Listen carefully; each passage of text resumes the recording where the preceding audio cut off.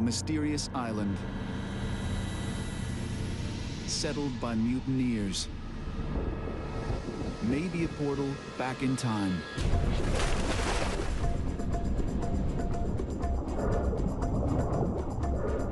To a world where predators reign and live by a different set of rules. The sharks are different.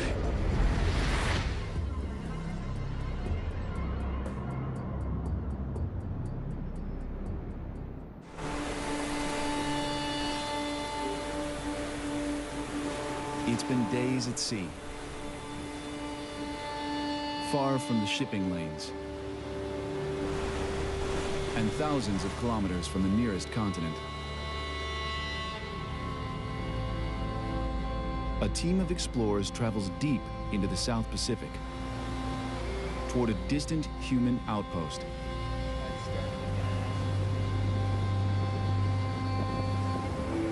Then, a tiny island appears in the mist. And here it is, the famous Pitcairn Island, what must be one of the most remote inhabited islands on the planet. It's called Adamstown. We're just about there. Few people have visited Pitcairn, let alone filmed here. To most outsiders, it's a complete mystery. We know very little about this island, but we know almost nothing about what's going underwater. That is what this team is here to change. Marine ecologist Enric Sala has scoured the seas to find and help protect the ocean's last unspoiled places. I want to show to the world what the ocean was like hundreds of years ago and why we have to preserve them. Pitcairn's waters could be hiding a lost piece of the ocean's past. To find out, Enric has built an all-star team of scientists. This will be a good home for the next month. 7 seasoned explorers and 1 young adventurer on his very first mission at sea. Former nerd. You evolved. You look like a former nerd. So I'm completely Leading the ground expedition is National Geographic explorer Mike Fay. And we're already checking out the bow for camping. You've been traveling across flat ground for the last 9 months. Mike has trekked through the world's wildest places. As far as the eye can see, there are no humans. To see what life is like without us. Now, Enric's team has joined forces with the Pew Environment Group. If they can crack the code of this unexplored world and even protect it, they may unlock secrets that can help marine life everywhere.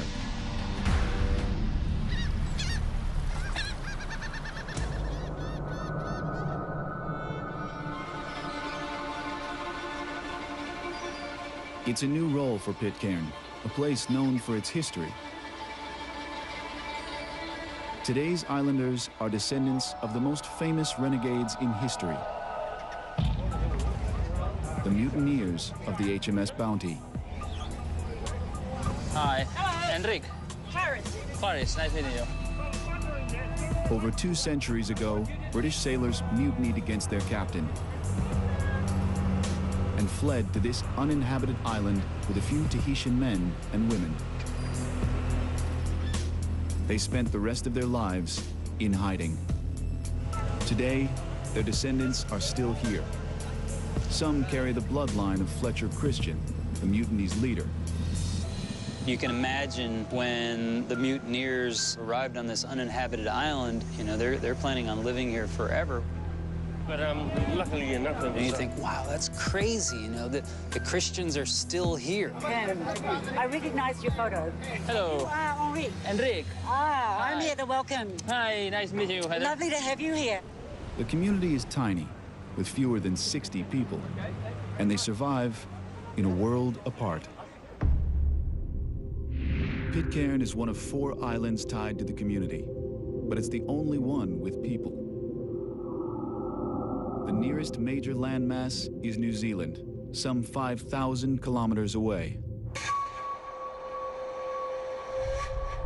These remote islands are graveyards to ships, home to unpredictable storms, and host to hidden threats. No one will know what they're facing until they dive below. The team heads to Ducie, the least explored of all the islands. So we made it to Ducie Atoll, the most remote of the Pitcairn Islands. There are no people here. Nobody ever comes here. Ducie is almost 500 kilometers east of Pitcairn. Over a kilometer across, it's barely a blip on the radar. It's an oasis in the middle of nowhere. Kind of amazing.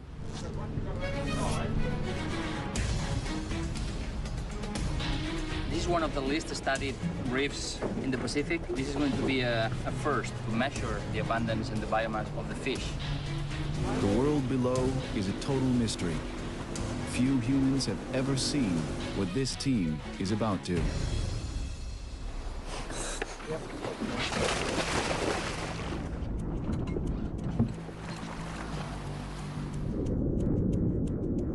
So we jumped in the water, and I couldn't believe it. We had never seen such a healthy and beautiful coral reef anywhere in the Pacific. You had the entire ecosystem, the entire food web, right there in front of your eyes.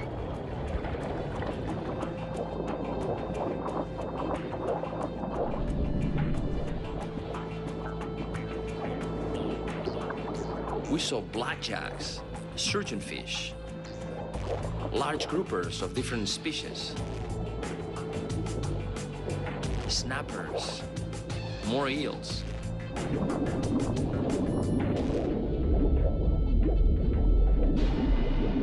And then the sharks came.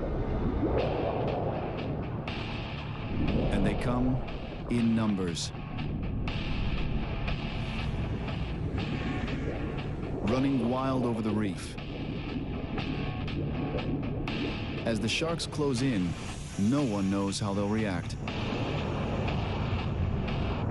But Enric's sure he's found something unusual. Sharks are the single most important indicator for the health of a coral reef. Having sharks on the reef is like having lions on the plains in Africa. The more sharks, the more it's like the primeval past.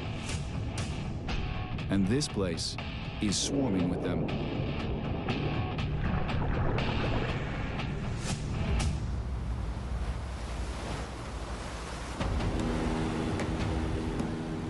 Topside, Mike Fay and his crew wonder what waits on land. Straight ahead of here, you can see there's a rip coming out, and we're just going to go in. Ducie is the outer island where hardly any Pitcairners go. Most people haven't really been there, and so I want to walk the entire atoll just to get kind of a notion of, you know, what are we dealing with here? You'll have some high-tech help.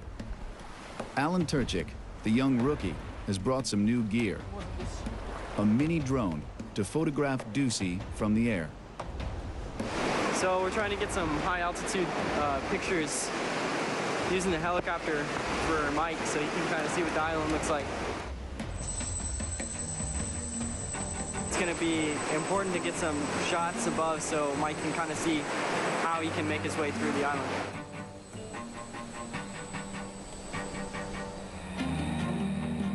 The helicopter can also spot things Mike might otherwise miss.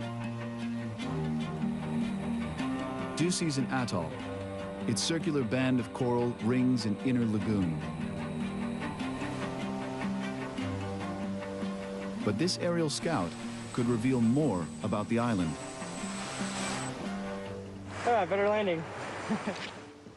I'm excited about this little remote helicopter because I'm thinking, wow, this thing is unbelievable. I mean, it's like this little space machine, you know? God, we can fly this thing over these islands, and you can basically do recce's with it.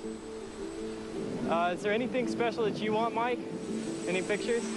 That point over there, that seems to be like one of the main breeding areas for the petrels. Okay. And so this thing just goes bzzz.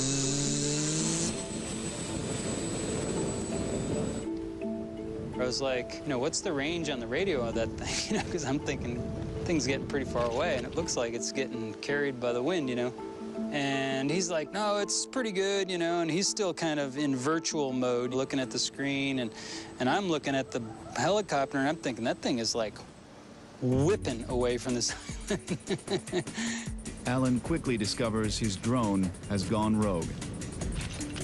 And then all of a sudden you see like panic mode start to set in. He's like, and he's like, I don't know what direction it is. I can't see which direction it's going. And he starts running after this thing. And that thing is woof. And that was the last we saw of the helicopter. It was gone. So much for the helicopter. Too much wind. Helicopter's lost at sea. MIA. You may be a decent pilot, but you're not that great. With the helicopter lost, Mike will have to explore Ducey the hard way, one step at a time. Just offshore, the dive team faces challenges of its own. Sharks dominate this perfect reef, and the numbers are overwhelming. As they close in, Enric knows that anything can happen. This close contact could come at a price.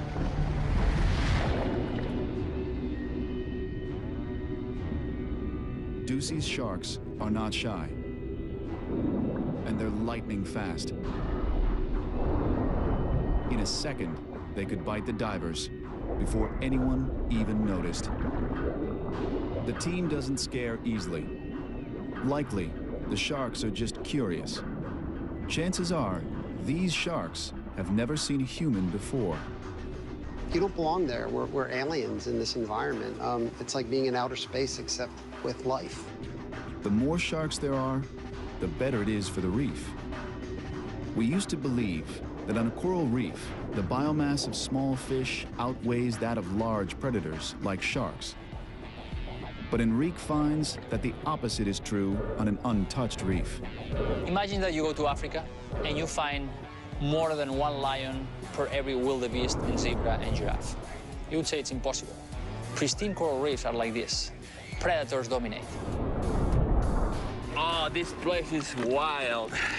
There were 2 white-tip sharks and 4 greater sharks and thousands of manue eating everywhere and swimming in the water column. It was like an aquarium. really wonderful place. Really pristine. As far as we could see, there were these pale blue corals, like giant roses, covering all of the bottom. Every time our team get out of the water, they had this huge smile. They were laughing. They were talking about all the fish that we saw. It was really extraordinary. Like the sharks themselves, the evidence is overwhelming. Ducey's reef is an underwater Eden.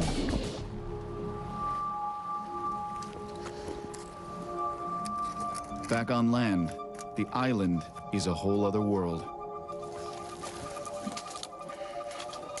It was hot and muggy and sunny. You think, oh, we're on this beautiful atoll and it's paradise. Well, when you're walking those transects, it's not paradise at all. It's hell.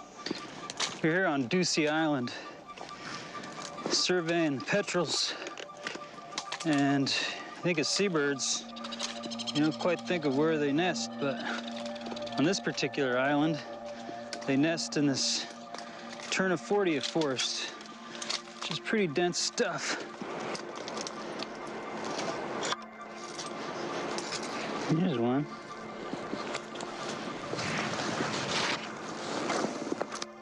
Little Murphy. Hey, guy, what you doing?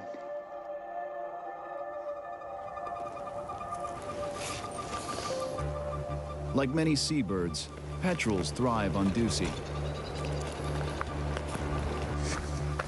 But Mike discovers something disturbing.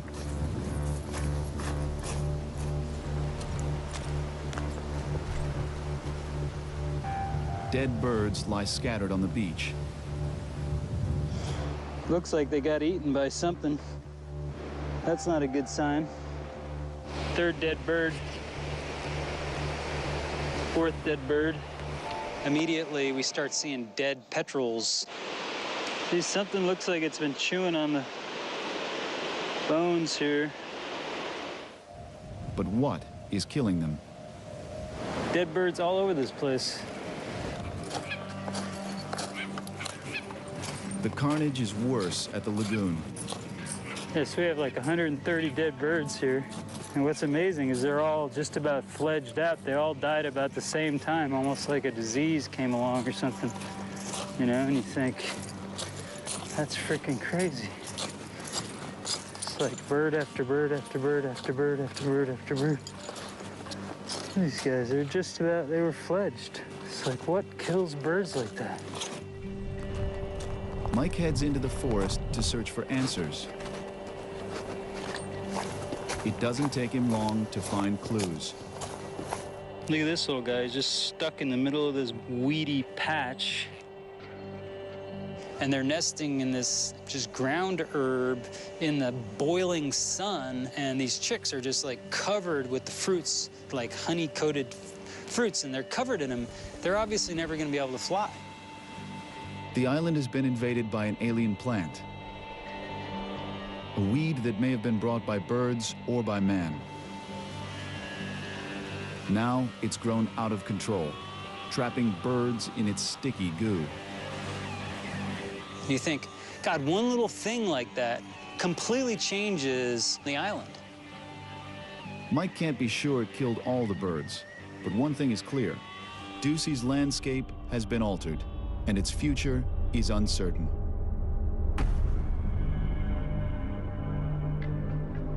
After exploring the reef, Enric knows there's no time to waste. Ducie's waters are untainted, but for how long? Ducie had the clearest water and the healthiest coral reef we have ever seen. It's 100 meters. It's unbelievable. And we all left Ducie with one thought. This place has to be protected. There is no other option. How many places like Ducie are left? You know, when you see corals just layered on top of each other like that. Beautiful sight, huh? Isn't it nice? Wow, yeah. But ahead lies another island, where life is strangely different.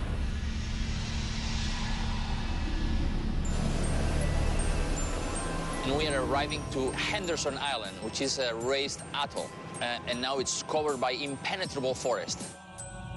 Henderson is about 200 kilometers from Pitcairn, and at 7 kilometers across, the largest of the 4 islands. Like Ducie, it's now uninhabited, but people have spent time here before. Replay. Enric wants to see if they've left a mark. We're going to do our first dive now at Henderson Island, and the reef looks really gorgeous. We can see from the boats, and the water is so clear.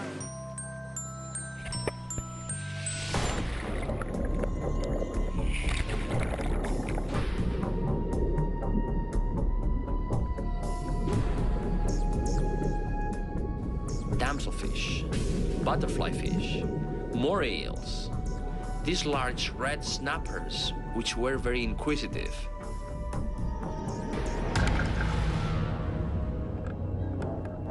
And probably the most exciting thing at Henderson was the sharks. Like at Ducie, sharks swarm Henderson's reef. But here, they're bigger and bolder.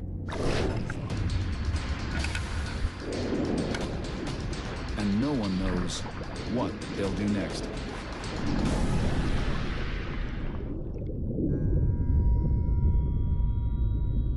The sharks move in toward Enric and the team. The sharks were very curious, and they came to check us out very closely. Almost too curious. They're clearly bolder than the sharks at Ducie. Enric soon realizes why. We were diving with this diving gear that doesn't produce any bubbles, so we were very silent. Soon the team is surrounded by sharks.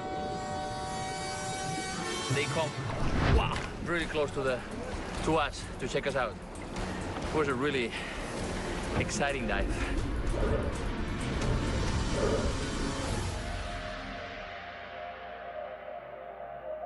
The heart-pumping encounter drives Enric to explore further. We cheated death once again. To see if sharks patrol even further below. On the ship, Alan Turchik prepares a deep water camera. This is a drop cam. It can go down to the deepest part of the ocean, and has been actually down to the Marianas Trench. Hopefully we'll see some fish come up and check it out. For the young explorer, it's a chance to redeem himself after losing the chopper on Ducie. This is probably the first time anything's been filmed this deep. This show was created for you and your family to watch together. Welcome to Nat Geo Wild. Before, in this area, for sure.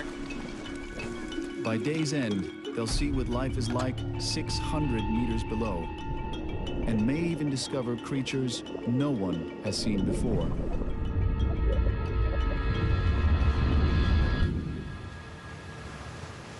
Mike Fay is anxious to hit the beach. For a terrestrial explorer, Henderson is a treasure island. Henderson, from a land-based perspective, is certainly one of the most amazing places in the entire Pacific Ocean. So you've got this huge coral plateau that's 100 feet above sea level that's covered with this vegetation. There are still many species of plants to be discovered on this island. For me, this place is going to be awesome. I know it is, you know. Okay, I'm here on Henderson Island, up on the plateau.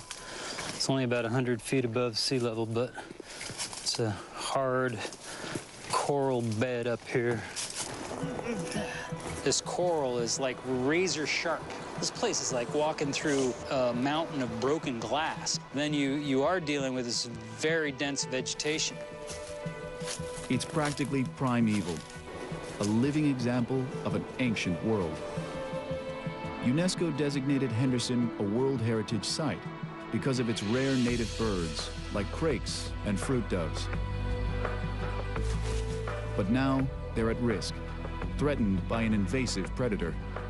The Polynesian rat was brought by Polynesians to almost every island in the Pacific. And one of the things they eat is young birds, and they're extremely voracious. And we've had a de-ratification on Henderson just months previous to our arrival. A team of exterminators spread rat poison across the island. Mike's big question is if it worked.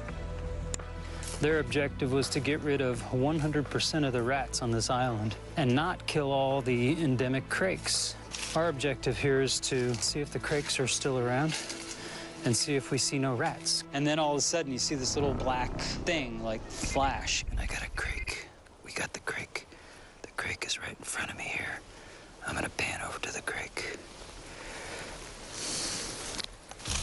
That's what we were looking for. It's a little creaky. So it looks like a chicken. It's kind of acting like a chicken, but it's this little flightless bird in the middle of the Pacific Ocean, and you're looking at it. Hey, little creaky. How did he get there? And he's flightless, and he's in the middle of the ocean, you know? Crazy little bird. Those crakes are about the coolest little animals I've ever seen. Like little gnomes in the forest. A mix between a gnome and a chicken. Mike Fay's seen something move in the thick brush. I see a rat. I absolutely see a rat. I see a rat. You think rat, but all you've seen is this fleeting movement in this dense bush. I'm gonna take a picture of him. So I walk up really fast, and I lower my eyes, and then this rat is just sitting there on this branch. And it's like, it's a rat, it's a rat, it's a rat, it's in my brain, it's a rat, it's a rat, it's a rat, it's a rat. Then I try to take some pictures. But of course, it's like the Yeti thing, you know, UFOs, they're all blurry. In the video, you can kind of see the rat, but it's not clear, you know, it's blurry. But you can see the form of the rat clearly. And this is a huge deal. You know, if there is a rat on this island, the probability of me seeing the only rat on this gigantic island is basically 0 when you round it out. Rats are definitely a bummer. No doubt about it, after all that time and effort to get rid of the rats. That means that entire dynamic between the crakes or the rails and everything else on that island that is impacted by rats, you've kind of reset the clock. It's troubling news. Though humans left Henderson long ago, their footprint remains. So far, only the reefs seem untouched.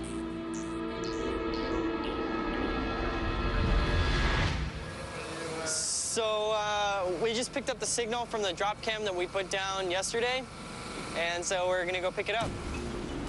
Alan Turchik retrieves the drop cam from 600 meters below.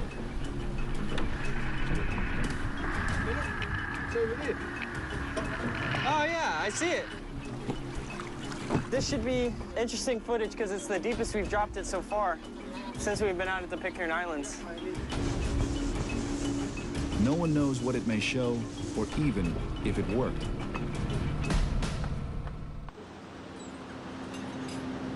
Cool. All right, so I've been kind of scouring the drop cam footage every day, trying to look for some cool stuff. Strange creatures appear. And this is the first drop that I did at Henderson. And how close were you to shore? Big animal. Look at the plankton. This one's 200-something meters.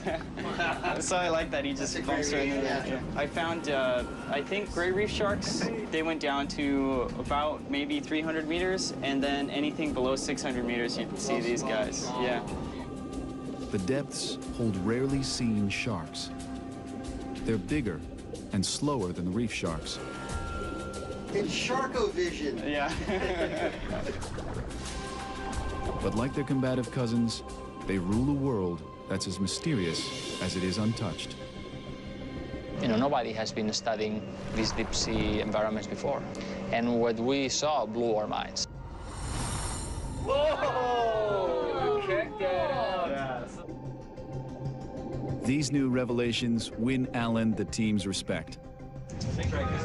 The beginning of the trip, it was pretty hard. Helicopter got lost in the ocean. It's really nice that I was able to get through all that and actually still capture some stuff that actually looks like it's going to be useful for science. Whoa. Oh, yeah, look at the other doors. Look at that. It seemed like there were some cool species that they're interested in learning more about, and thankfully, like there's that one weird shark with the long, narrow dorsal fin, and he kind of just wandered perfectly through the frame, so luck shot, I guess, but that's still really cool. In all, the scientists discovered 8 entirely new species of fish. Right. Like Ducey, Henderson's marine world is untainted. Back on the island, Mike Fay can't say the same. I would have loved to have been able to not seen rats, but, you know, just the way it is. He makes one final survey of the coastline and comes across something even more alarming. Thousands of kilometers at sea, Mike Fay stumbles on a shocking scene. Here on a speck in the middle of the Pacific, garbage. This is the east beach of Henderson Island here. And what is most impressive about this beach is pretty obvious. The amount of trash It's pretty unbelievable, actually. Just littered with fishing paraphernalia, fishing crates, containers for water, floats, nets. Everything you can imagine connected with the fishing industry. You think, you know, this is one of the most isolated islands in the entire world, really. Certainly in the Pacific, uninhabited, out in the middle of nowhere, hundreds and hundreds of miles from the nearest human habitation, and it's just covered in trash. Though the island's far from human settlements, it may not be far from fishing.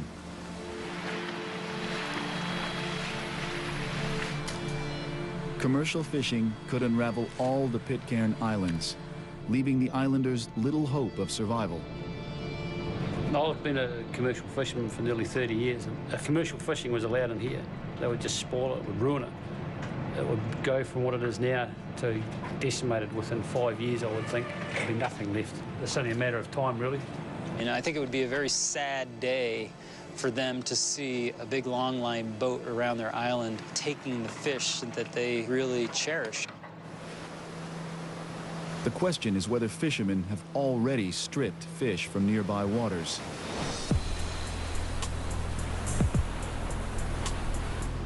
The team rushes back to Pitcairn to find out.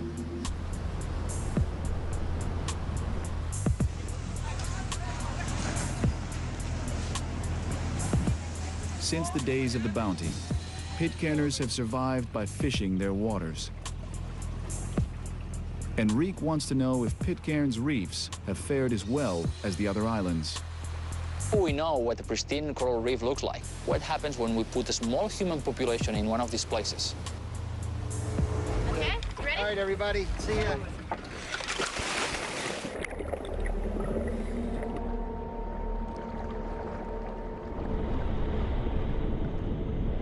Underwater, something's different.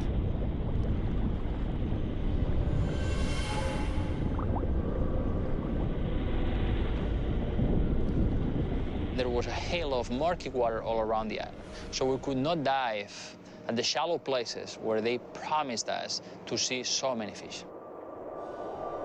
Should we go just here? We were a little disappointed, so we decided to go deeper. The strange conditions drive them further offshore. But at these depths, the chances are slim they'll find many fish. Okay.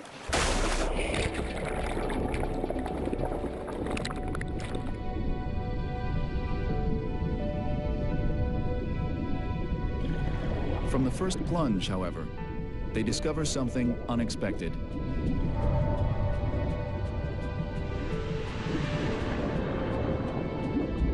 There we found a new deep coral reef that had not been reported previously. Fantastic coral reef covered by healthy corals and lots of fish.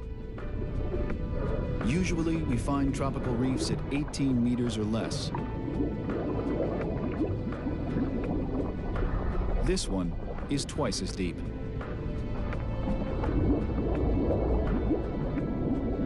We have corals deeper than what we would expect, probably because the water is so clear, you know, more than 60 meters visibility. Life is thriving in the crystal clear depths. The scientists survey the fish and are shocked by what they find. There are no sharks. Something here is wrong. We didn't see any sharks. We saw some medium-sized groupers. The place doesn't seem pristine. It seems in good shape, but definitely not pristine. Something here has taken the sharks, and no one is sure what it is. While Enric hunts for answers, Mike Fay checks the island. It's a dangerous task. Pitcairn is wild and rugged. Climbing is treacherous. incredibly steep slopes, and the soils are extremely slick, and it's freaking dangerous, you know, really dangerous, and it's scary. In places, it's a sheer and deadly drop. I don't want to fall off the mountain here. That's my main worry. Because if you go down here, you go down. You go down all the way. But Mike presses on. That is insane. Big old slide, whole frickin' valley came down here. An enormous landslide has destroyed this hilltop. You know, the fact that you've lost an entire hillside on a very small island, it's like you don't want huge chunks of your island falling into the sea. The discovery drives Mike further. The wild island is showing significant wear and tear. You know, mutiny came here 1790, so people have been pretty intensively using this place for over 200 years. Fishing and chopping the vegetation, cultivating and building trails and roads. It's a heck of a lot of human use here. The small human presence has changed the island, and after an unusual amount of heavy rain, maybe even the sea.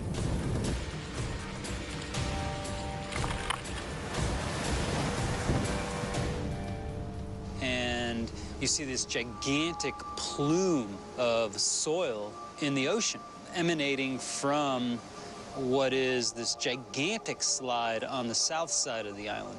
It's probably covering up everything that's living down below and killing it slowly but surely. The impact of even a few humans can be surprisingly large. What we see in a lot of places, particularly small places, is even a modest amount of human impact can have a pretty significant impact on the resources below. Though the islanders fish on a small scale, other factors may be altering the reef. People on this island, they're not only just fishing on this island, and there's a huge amount of sediment in this water. That connection between the land and the sea becomes very apparent. But 50 years ago, it was different. Good evening, everybody. Thank you so much for your hospitality. We are all so happy to be back on the island. We have a little surprise. Some of you may remember Louis Marden. Long before Enric arrived, another National Geographic expedition came to Pitcairn. So when Louis Marden came in 1956, he filmed with a 16mm movie camera. 60 years later, we have the film in this machine. The movie is silent, so you can talk as much as you want. Right? This is new. This is a new technique, okay? 50 years ago, the reef looked better. There was no murky shroud covering the coral. Surprisingly, that was when there were nearly 3 times as many people as today.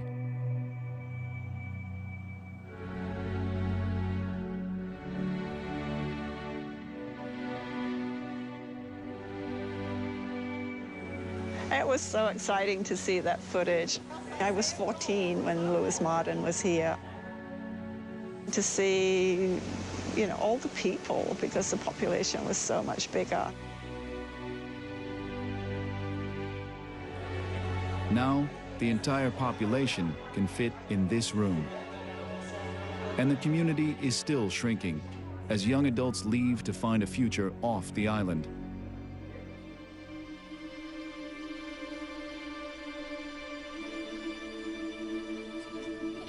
Their future is at risk, and they need a solution fast.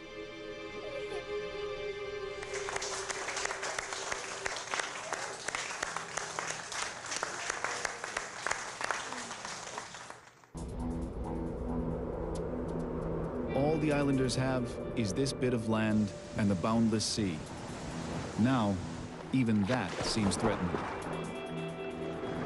The muddy runoff is obscuring the shallow reefs, blocking out the light that sustains the corals. But could the islanders' impact really eliminate the sharks? Or is it something else? Enric worries that commercial fishing could be closing in. And that's not good news for the Pitcairners. The ocean is their biggest resource. If the ocean is depleted, there goes their livelihood. And this is what's on the line. Right now, we are headed to Oino, our last destination in the Pitcairn archipelago. Oino will be a good indicator of how fast we need to act to keep these places pristine. Oino is about 120 kilometers northwest of Pitcairn. Of the 4 islands, it's closest to French Polynesia, the nearest inhabited islands and fishing fleets. Getting to Oino proves the most challenging. We hit the worst weather we could have. Rain, rain, and more rain, strong winds, and the swell was breaking so hard on the reef that anchoring was very dangerous. And that made it really difficult for us.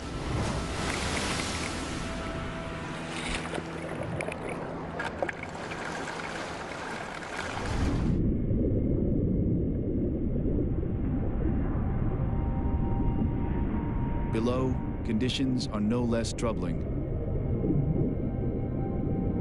Oino's reef lacks the vitality of Henderson and Ducie. Though the fish appear healthy, Enric realizes it's the same problem as at Pitcairn. There are no sharks. Here, where there are no people. Why are there no sharks in this remote, uninhabited atoll in the middle of the Pacific? And the only answer that comes to mind is fishing. Any remote place has predators. Oino is closest to the outside world. Enric fears that foreign fishing vessels have stripped the reef of its sharks. If there is fishing at Oino, what's next? Are these foreign fleets going to start hitting Henderson and then Ducie, which is a totally pristine place? To the team and many islanders, the solution is clear. Create a marine reserve, protecting the entire Pitcairn archipelago. A marine reserve is an area that we set aside without fishing to allow marine life to recover. It may help the Pitcairners as well. Tourism. Not rare stops for island trinkets and bounty lore, but ecotourism built on a protected marine reserve. We're talking about global recognition for a unique marine environment, a completely new set of economic alternatives, including ecotourism, that would bring new life to the island. And if the Pitcairners agree, it would be the largest in the world. Enric and Heather Bradner of the Pew Environment Group discussed the idea with the islanders. To the members, I've worked in exploring this concept of a large marine reserve here together. I'm certainly in favour of the reserve because I think that, you know, what have we really got to lose is not being. Maybe having a marine reserve and building a tourism industry is one way that we can create a future. I think this marine protected area, it makes perfect sense to them when they think about it. They're extremely proud of where they live. Okay, we got a new waypoint. Here we go. Closer people are connected to the land, the more conservation makes sense to them. The plans are in motion. Already a new team is mobilizing to investigate Mike Fay's rat sighting on Henderson. It's the first of many steps toward protecting all the Pitcairn Islands and preserving their timeless waters. A marine reserve could completely change the image that people have about the Pitcairn archipelago. We could go beyond the bounty and understand that the Pitcairn Islands harbor some of the last healthy environments left in the ocean. And they are so valuable that not knowing about that would be a tragedy.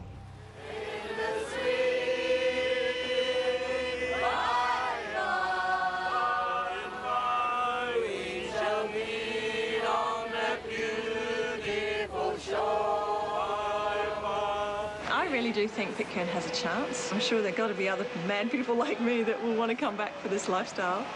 and create a future.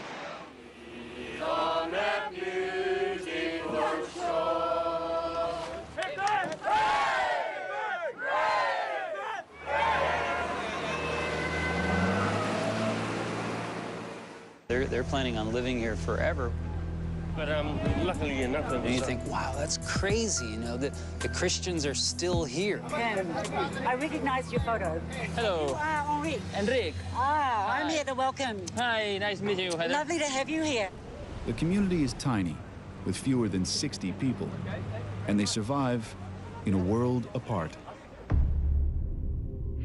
Pitcairn is one of 4 islands tied to the community, but it's the only one with people. The nearest major landmass is New Zealand, some 5,000 kilometers away. These remote islands are graveyards to ships, home to unpredictable storms, and host to hidden threats. No one will know what they're facing until they dive below. The team heads to Ducie, the least explored of all the islands. So we made it to Ducie Atoll, the most remote of the Pitcairn Islands. There are no people here. Nobody ever comes here. Ducie is almost 500 kilometers east of Pitcairn. Over a kilometer across, it's barely a blip on the radar.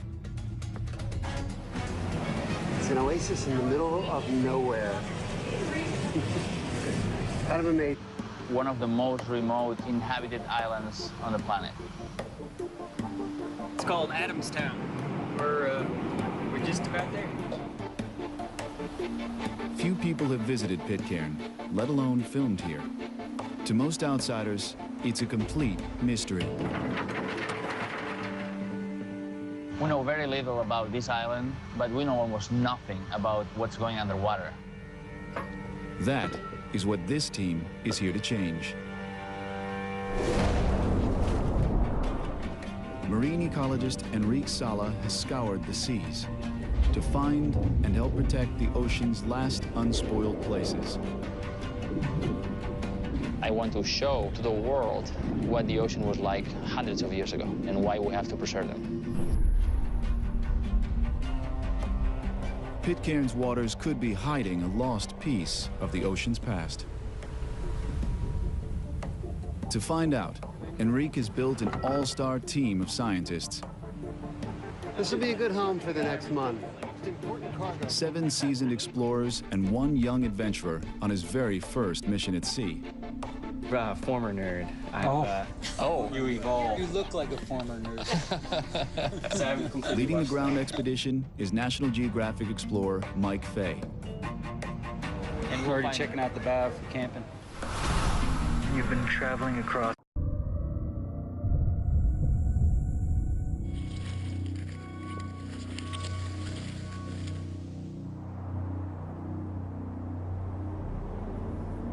A mysterious island settled by mutineers. Maybe a portal back in time.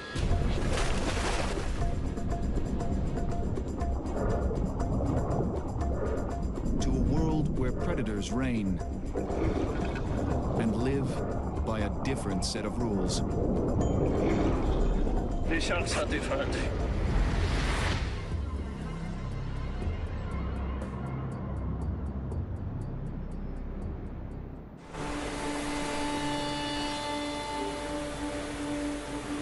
It's been days at sea, far from the shipping lanes, and thousands of kilometers from the nearest continent. A team of explorers travels deep into the South Pacific, toward a distant human outpost.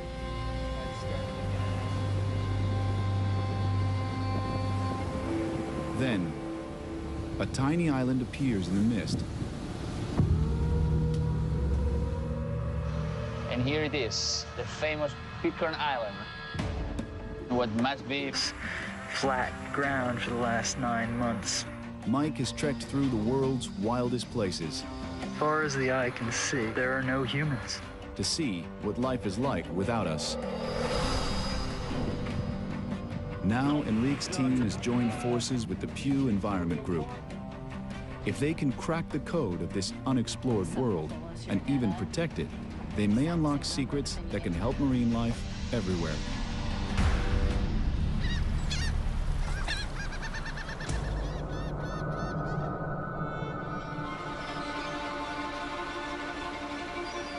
It's a new role for Pitcairn, a place known for its history. Today's islanders are descendants of the most famous renegades in history, the mutineers of the HMS Bounty. Hi. Hello. Enric. Clarice, nice meeting you. Over 2 centuries ago, British sailors mutinied against their captain and fled to this uninhabited island with a few Tahitian men and women. They spent the rest of their lives in hiding. Today, their descendants are still here. Some carry the bloodline of Fletcher Christian, the mutiny's leader.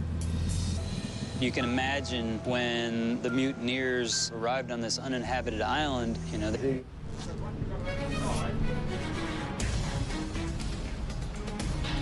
This is one of the least studied reefs in the Pacific. This is going to be a first to measure the abundance and the biomass of the fish. The world below is a total mystery.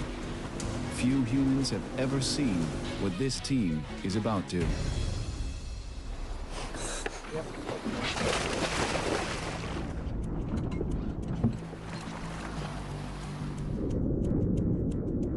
So we jumped in the water, and I couldn't believe it.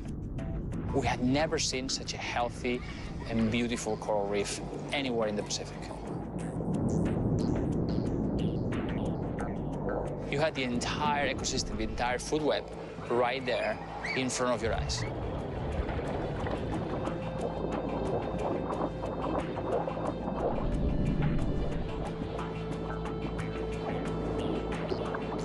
We saw blackjacks, surgeonfish, large groupers of different species,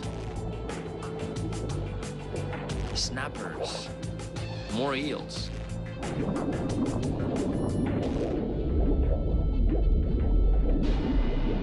And then the sharks came.